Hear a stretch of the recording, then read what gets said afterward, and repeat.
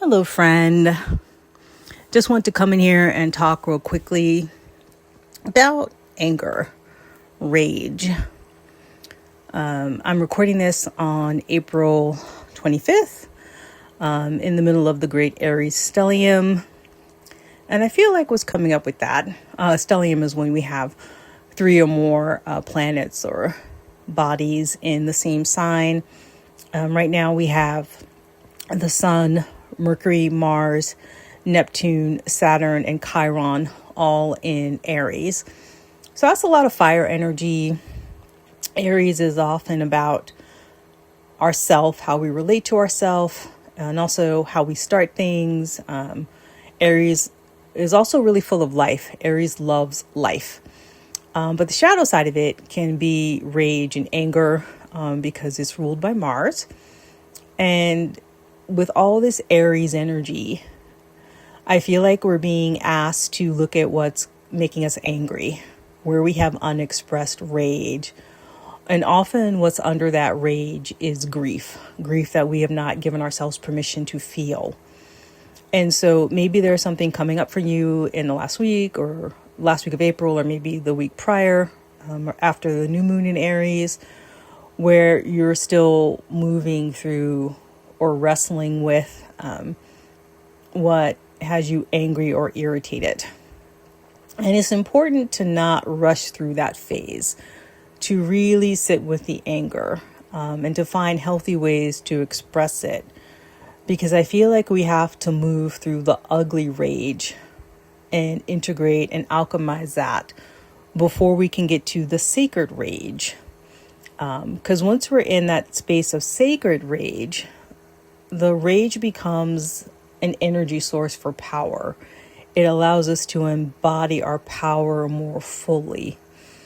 And as we go through these changes, what's coming up in 2026 and just also what's happening historically around the globe, humanity is changing, governments are changing, how we relate to one another is changing, how we relate to ourselves, how we relate to our resources, how we relate to technology. All of these things are changing, and the changes are only going to become more intense and probably happen faster. And in order to move with those changes, to stay with those changes, to not shut down in fear and paranoia, is the requirement to be in the body, to be in a space where we can really feel our intuition, our instincts, the primal part of us that knows the truth. And in order to feel that, though, we have to heal the emotional stuff, or at least integrate it to a level where we can really feel what our primal intuition is telling us. Because Aries is about that primal instinct. And I think that this is the invitation right now, is to really feel that.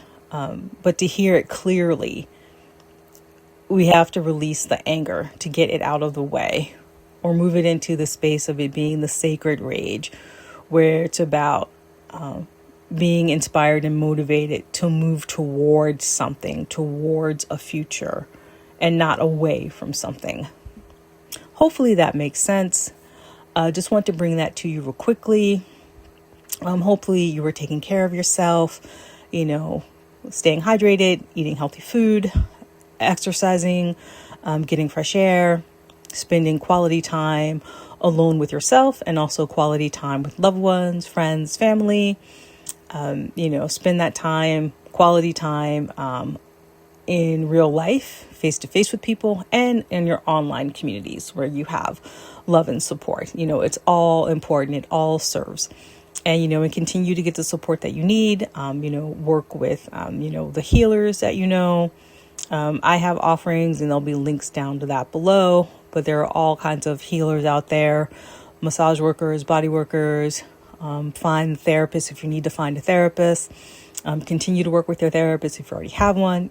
Find a spiritual counselor or a mentor if that feels more resonant for you. Whatever it is, take care of yourself, because you deserve the best. And always honor the light within you.